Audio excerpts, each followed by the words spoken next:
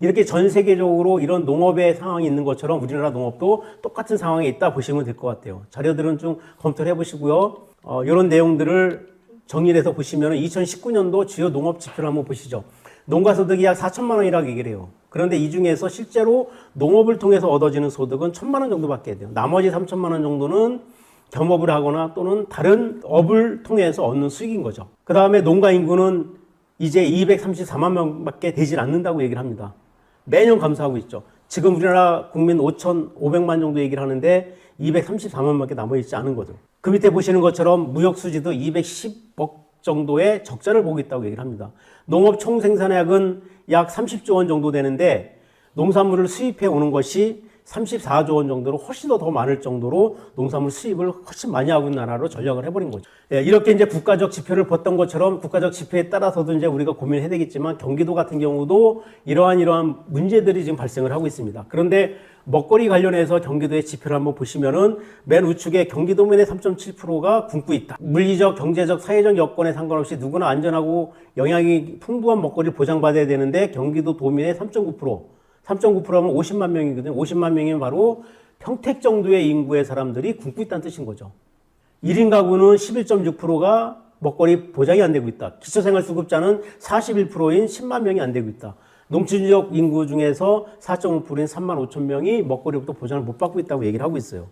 그 밑에 표를 보시면은 평택이 있죠. 이 6개 시는 어떤 시냐면 아까 경기도민의 3.9%가 굶고 있다고 얘기를 했는데 동두천, 포천, 시흥, 안산, 평택, 여주는 먹거리 미보장 인구가 5%가 넘는 도시예요. 평택은 약 7.1% 정도의 인구가 먹거리 미보장이라고 얘기를 하고 있어요. 이렇게 함에도 불구하고 경기도의 농촌지역은 농가 고령화율이 33.5%, 실제로 농사를 중심으로 전업하는 사람은 43%가 안 될 정도로 취약한 상황에 있는 것이다, 이렇게 볼 수 있겠습니다. 이렇게 하다 보니까 경기도에서 어떤 고민을 했냐면은 경제적 사정상 가끔 먹을 것이 부족하거나 자주 먹을 것이 부족한 사람들의 문제를 해결해 줘야 되겠다, 이런 고민들을 하게 된 거죠. 그 다음에 두 번째는 경기도 농업의 얘기를 드리도록 할게요. 경기도의 농민이 한 30만 정도 되거든요.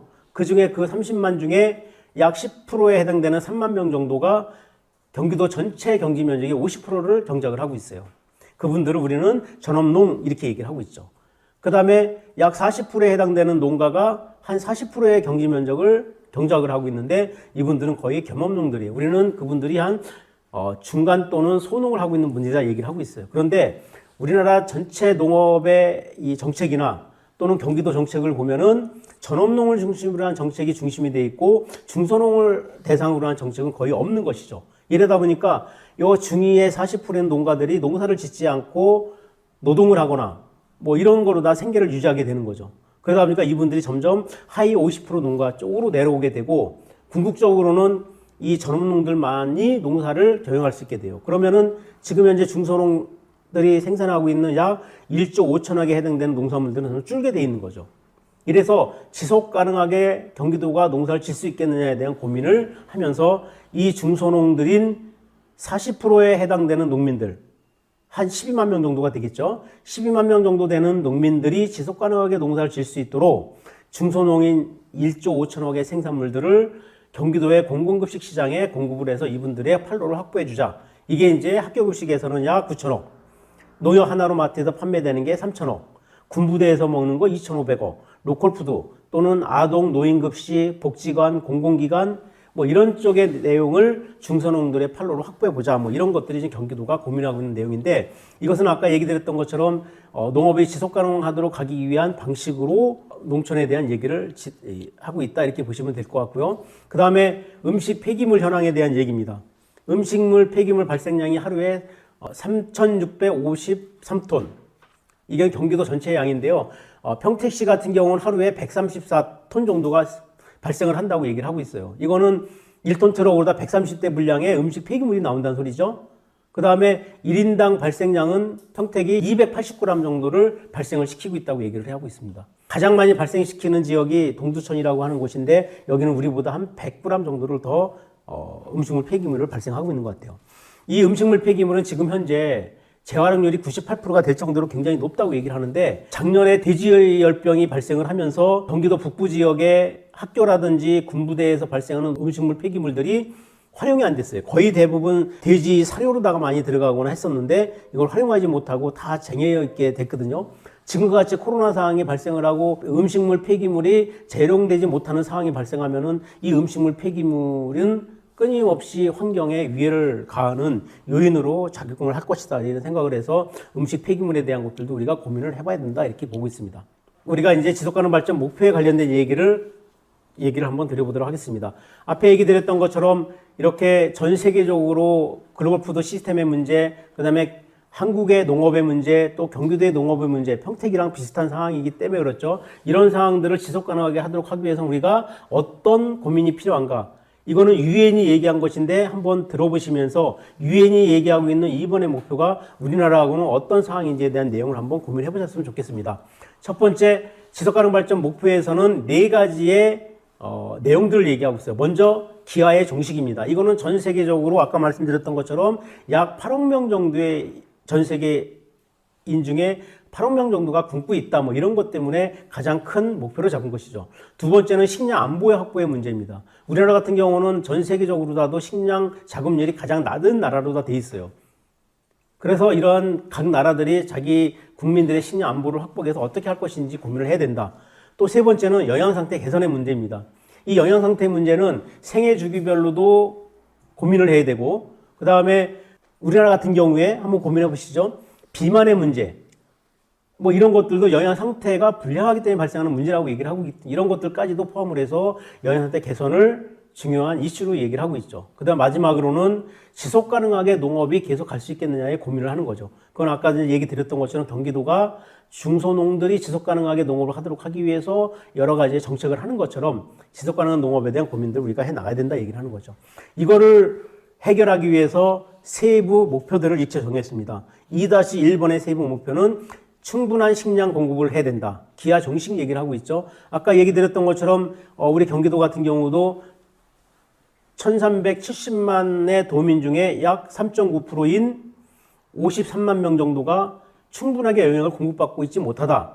이런 얘기를 했던 것처럼 충분한 식량을 공급받도록 하기 위한 것이 여전히 우리 과제로 남아있다 이렇게 볼 수 있겠고요. 두 번째 영양 상태 개선의 문제인데 이것은 생애 주기별로 그러니까 어떻게 보면은 산모부터 시작을 해서 임신부부터 시작을 해서 임신부, 산모, 그 다음에 갓 태어난 영유아, 그 다음에 학교 다니고 있는 학생들, 청년 이런 생애 주기별로 노인까지 포함해서 영양 상태에 대한 개선들이 반드시 필요하다.